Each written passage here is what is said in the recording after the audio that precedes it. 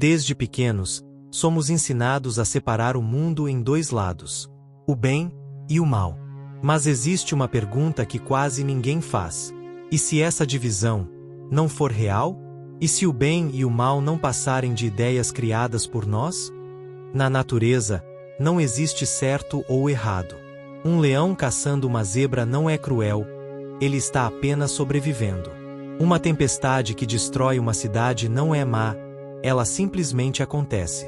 O universo não julga, ele não pune, ele não recompensa, ele apenas é. Então, de onde vem o bem e o mal? Eles nascem com o ser humano. Criamos essas ideias para viver em sociedade, para estabelecer limites, para proteger uns aos outros. O que chamamos de bem geralmente é aquilo que mantém a ordem, e o mal, aquilo que ameaça essa ordem. Mas aqui está o ponto mais inquietante. Essas regras mudam. O que já foi considerado certo no passado, hoje pode ser visto como absurdo. E aquilo que hoje defendemos, pode ser condenado no futuro. Ou seja, o bem e o mal não são fixos. Eles são moldáveis.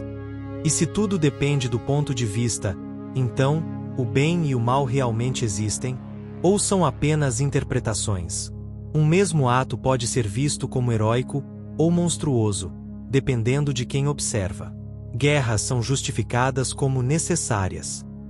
Violência é defendida como justiça.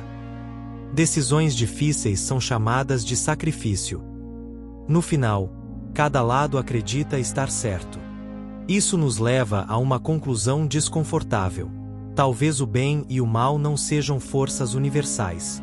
Talvez sejam ferramentas humanas, criadas para dar sentido ao caos.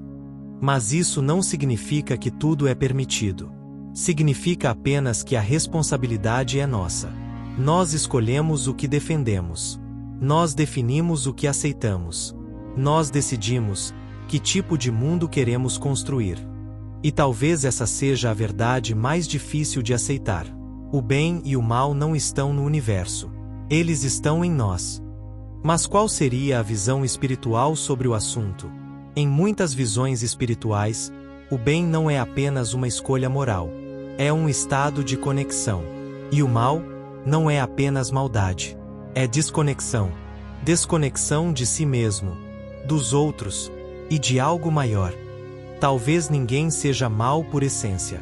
Talvez existam apenas diferentes níveis de consciência. Onde há clareza, nasce a empatia. Onde há confusão, nasce o medo. E é do medo que surgem as ações que chamamos de mal. Mas existe algo ainda mais profundo. E se o bem e o mal não forem opostos? E se forem complementares? Assim como não existe luz sem escuridão, talvez não exista consciência sem contraste. Algumas tradições dizem que o universo não julga. Ele não vê erro, nem acerto. Ele vê experiências. Cada escolha, cada ação, cada consequência faz parte de um processo maior de aprendizado. Isso muda tudo, porque então o mal deixa de ser apenas algo a ser eliminado e passa a ser algo a ser compreendido. Mas cuidado, isso não significa aceitar tudo. Significa assumir algo muito mais difícil: responsabilidade. Se o bem não é imposto, então ele precisa ser escolhido. Se não existe uma linha universal dizendo o que é certo, então somos nós que desenhamos essa linha, todos os dias. E talvez essa seja a verdadeira questão espiritual. Não o que é o bem, mas de que nível de consciência vêm as suas escolhas. No fim, o bem e o mal podem não ser forças separadas, mas reflexos de quem você está se tornando. Então fica a pergunta: se não existe uma linha absoluta entre certo e errado, como você decide de que lado está?